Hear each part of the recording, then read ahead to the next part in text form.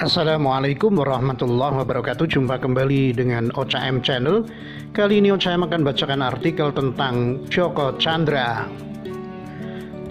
Newsdetik.com. Joko Chandra ditangkap. Joko Chandra ditangkap. Kabareskrim terjun langsung ke Malaysia. Ditangkap di Malaysia, Joko Chandra dibawa ke Jakarta malam ini.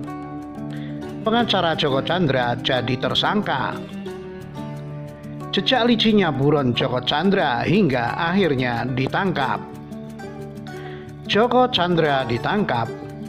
Newsdetik.com. Joko Sugiarto Chandra alias Joko Chandra segera dibawa ke Indonesia. Buron kasus pengalian hak tagih KC Bank Bali itu diterbangkan dari Malaysia. Mengarah ke Indonesia, sudah mau take off dari Malaysia, ujar Kabareskrim Komjen Listio Sigit Prabowo kepada Detikcom Kamis 30 Juli 2020. Sigit belum memberikan keterangan lebih lanjut. Joko memang membuat geger beberapa waktu terakhir karena bisa masuk ke Indonesia dengan leluasa lantaran bantuan sejumlah pihak. Joko Chandra semestinya berada di dalam sel sejak 2009. Saat itu Joko Chandra dijerat perkara KC Bank Bali dengan hukuman 2 tahun penjara dan denda 15 juta rupiah. Namun pria berjulukan Joker itu kabur ke luar negeri. Joko Chandra ditangkap, Kabareskrim terjun langsung ke Malaysia. Joko Sugiarto Chandra alias Joko Chandra ditangkap di Malaysia. Kabareskrim Komjen Listio Sigit Prabowo memimpin langsung penangkapan itu. Pada kesempatan malam ini saya sampaikan memang dari kemarin sesuai komitmen bahwa kita akan melakukan penangkapan terhadap Pak Joko Chandra. Malam ini sudah kita buktikan dengan adanya P2P, ujar Kadifhumas Polri Irjen Raden Prabowo Argoyuwono di Bandara Halim Perdana Kusuma Kamis 30 Juli. Dan sudah dijemput oleh Bapak Kabareskrim di Malaysia dan saat ini sedang dalam perjalanan. Tentunya masalah kronologi seperti apa nanti Bapak Kabareskrim yang akan menyampaikan Imbo Argo. Joko memang membuat geger beberapa waktu terakhir karena bisa masuk Indonesia dengan leluasa karena bantuan sejumlah pihak. Ditangkap di Malaysia, Joko Chandra dibawa ke Jakarta malam ini. Buronan kasus pengalian hak tagih atau KC Bank Bali, Joko Chandra ditangkap di Malaysia. Kini Joko Chandra dalam perjalanan dibawa ke Indonesia. Hal itu disampaikan oleh Kabareskrim Komjen Listio Sigit saat ini. Joko Chandra akan diterbangkan dari Malaysia. Mengarah ke Indonesia, sudah mau take off dari Malaysia, ujar Komjen Listio Sigit Prabowo kepada Detikcom. Sigit belum memberikan keterangan lebih lanjut. Seperti diketahui Joko Chandra buron sejak tahun 2009. Dia membuat geger dalam beberapa waktu terakhir karena bisa mengajukan peninjauan kembali atas kasusnya di PN Jakarta Selatan. Joko Chandra juga sempat membuat EKTP di Jakarta Selatan hingga terbang ke Pontianak. Skandal Joko Chandra menyeret oknum polisi hingga jaksa yang bertemu dengannya. Pengacara Joko Chandra jadi tersangka. Bareskrim Polri telah menetapkan pengacara buron Joko Chandra, Anita Kolopaking, sebagai tersangka. Penetapan tersangka ini berdasarkan barang bukti dan pemeriksaan 23 saksi. Malam ini saya ingin mengupdate kasus berkaitan dengan Joko Chandra. Saya mengupdate berkaitan dengan penetapan tersangka saudari Anita Kolopaking, kata Kadifhumas Polri Irjen Argoyuwono pada wartawan di Mabes Polri, Jalan Trunojoyo, Kebayoran Baru, Jakarta Selatan, Kamis 30 Juli. Argo mengatakan 23 saksi yang diperiksa penyidik dalam kasus ini adalah 20 saksi di Jakarta dan 3 saksi di Pontianak, Kalimantan Barat. Penyidik juga telah menyita barang bukti antara lain surat jalan serta surat keterangan pemeriksaan COVID-19 dan kesehatan atas nama Joko Chandra. Sebelumnya Polri melakukan pencekalan terhadap pengacara Joko Chandra, Anita Kolopaking. Pencekalan itu terhitung sejak Rabu 22 Juli. Kala itu Anita menyebut hal tersebut wajar dilakukan untuk pemeriksaan. Nggak apa-apa, itu dalam rangka pemeriksaan, buat saya wajar-wajar saja. Wajar kok, nggak apa-apa, nggak ada yang aneh. Buat saya itu semua yang dijalankan itu adalah hal yang wajar, kata Anita kepada wartawan usai menjalani pemeriksaan di Kejaksaan Agung, Jalan Sultan Hasanuddin, Kebayoran Baru, Jakarta Selatan, Senin 27 Juli. Jejak licin buron Joko Chandra hingga akhirnya ditangkap. Newsdetik.com. Buron terpidana kasus hak tagih atau Kesi Bank Bali pada 1999, Joko Chandra ditangkap. Heboh perkara korupsi yang melibatkan Joko Chandra dimulai saat diusut oleh Kejagung atau Kejaksaan Agung. Joko Chandra kemudian kabur ke luar negeri pada 2009. 11 tahun tak terdengar, pada 2020 ini tiba-tiba nama Joko Chandra kembali menjadi sorotan. Dia diketahui pernah menginjakkan kakinya di Pengadilan Negeri Jakarta Selatan atau PN Jaksel pada awal Juni 2020. Jejak Joko Chandra kemudian ditelusuri, fakta-fakta lain kemudian terungkap. Joko Chandra diketahui sempat membuat KTP elektronik atau e-KTP tanpa dicurigai sebagai buron. Dia pun bisa leluasa mendapatkan paspor hingga surat jalan. Gerak bebas Joko Chandra ini benar-benar membuat kepala bergeleng-geleng. Berikut kehebohan yang dibikin Joko Chandra. 1999, perkara korupsi Kesi Bank Bali yang melibatkan Joko Chandra mulai diusut oleh Kejaksaan Agung atau Kejagung. 2000, Majelis Hakim memutuskan Joko S. Chandra lepas dari segala tuntutan atau onslek.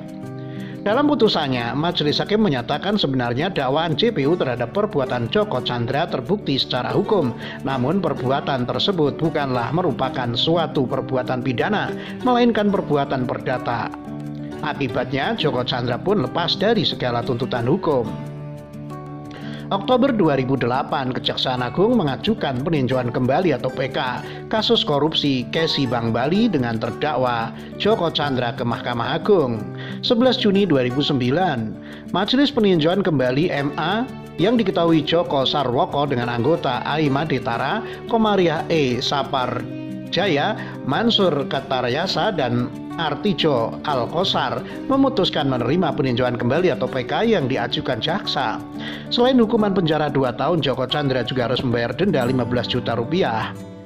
Uang milik Joko Chandra di Bank Bali sejumlah 546.166.116.369 dirampas untuk negara. Imigrasi juga mencekal Joko Chandra. Pencekalan ini juga berlaku bagi terpidana kasus Kesi Bank Bali lainnya. Syahril Sabirin, mantan gubernur BI ini divonis 2 tahun penjara. 16 Juni 2009, Joko Chandra mangkir dari panggilan kejaksaan untuk dieksekusi. Joko diberikan kesempatan 1 kali panggilan ulang, namun kembali tidak menghadiri panggilan kejaksaan, sehingga Joko Chandra dinyatakan sebagai buron.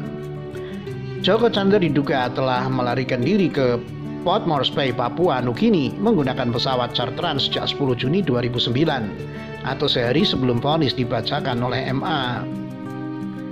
10 Juli 2009, Red Notice dari Interpol terbit atas nama Joko Sugiarto Chandra pada 10 Juli 2009. 29 Maret 2012, terdapat permintaan pencegahan ke luar negeri dari Kejaksaan Agung RI berlaku selama 6 bulan.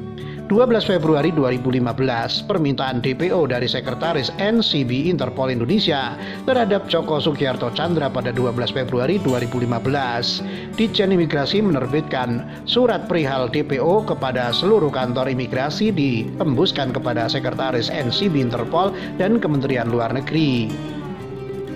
5 Mei 2020, ada pemberitahuan dari Sekretaris NCB Interpol bahwa dari Red Notice atas nama Joko Chandra telah terhapus dari sistem basis data terhitung sejak tahun 2014 karena tidak ada permintaan lagi dari Kejaksaan Agung RI. 13 Mei 2020, berdasarkan dari pemberitahuan Sekretaris NCB Interpol, Ditjen Imigrasi menindaklanjuti dengan menghapus nama Joko Sugiarto Chandra dari sistem perlintasan. 8 Juni 2020, Joko Chandra diketahui berada di Indonesia. Dia ditemani kuasa hukum lainnya, Anita Kolopaking, membuat e-KTP dengan nama Joko Sugiarto Chandra. Setelahnya, Joko Chandra menuju PN Jakarta Selatan untuk mengurus pengajuan PK. 19 sampai 22 Juni 2020, Joko Chandra diketahui mengantongi surat jalan untuk pergi dari Jakarta ke Pontianak. Surat jalan itu didapat masyarakat anti korupsi Indonesia Maki tanpa menyebut oknum mana yang memberikan surat jalan itu. Belakangan surat jalan itu disampaikan Maki ke Ombudsman dan DPR RI. 23 Juni 2020, Joko Chandra diketahui membuat paspor di kantor imigrasi Jakarta Utara. Pembuatan paspor dilakukan pada 23 Juni 2020.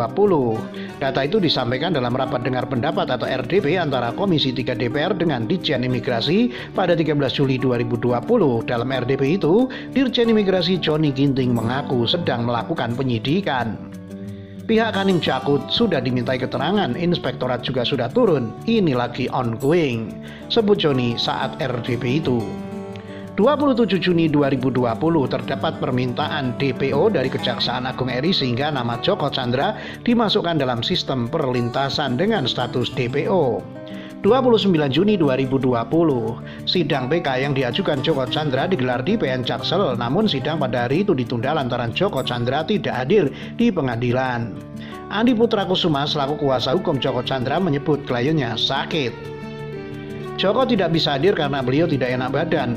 Kita ada suratnya, keterangannya. Kita serahkan ke majelis, mudah-mudahan kesempatan berikutnya bisa hadir, kata Andi saat itu. Di hari yang sama, Jaksa Agung ST Burhanuddin mengaku mendapatkan informasi bila Joko Chandra sudah berada di Indonesia, bahkan sudah 3 bulan lamanya. Burhanuddin mengaku sakit hati mengetahui informasi itu. Informasinya lagi menyakitkan hati saya adalah faktanya 3 bulanan dia ada di sini, kata Jaksa Agung ST Burhanuddin dalam rapat kerja dengan Komisi 3 DPR. 3 Juli 2020, anggota Komisi 3 DPR Sarifuddin Suding menyampaikan data perihal surat permintaan pencegahan untuk Joko Chandra dari Kejagung ke Ditjen Imigrasi. Permintaan itu disebut Suding terjadi pada awal Juli 2020. Kemudian 3 Juli Kejagung mengirimkan lagi surat untuk pencegahan Joko Chandra ke luar negeri, ujar Suding. Hal itu disampaikan Suding dalam rapat dengar pendapat RDP dengan Ditjen Imigrasi pada Senin 13 Juli 2020. 6 Juli 2020, persidangan permohonan PK yang diajukan Joko Chandra kembali ditunda. Majelis Hakim meminta Joko Chandra harus datang dalam persidangan selanjutnya. Jadi pemohon tidak hadir. Ada surat Dr. Stephen, Klinik Kuala Lumpur, dan surat itu diterangkan bahwa Joko Chandra ini dalam masa perawatan selama 8 hari terhitung 1 bulan 7 sampai tanggal 8 bulan 7. Sudah dikeluarkan tanggal 30 Juni 2020. Kata Ketua Majelis Hakim Nazar Effendi saat itu. Hakim menekankan agar Joko Chandra datang dalam persidangan sebelumnya. Sidang ditunda 2 pekan ke depan. Perlu dicatat ini kesempatan terakhir ya. Kita tidak lagi menunggu-nunggu. 2 minggu yang tidak hadir. Mohon lagi, kapan selesainya? Sudah 3 kali diberikan kesempatan agar permohonan hadir ya. Kalau tidak hadir lagi kita lihat, kata Nazar.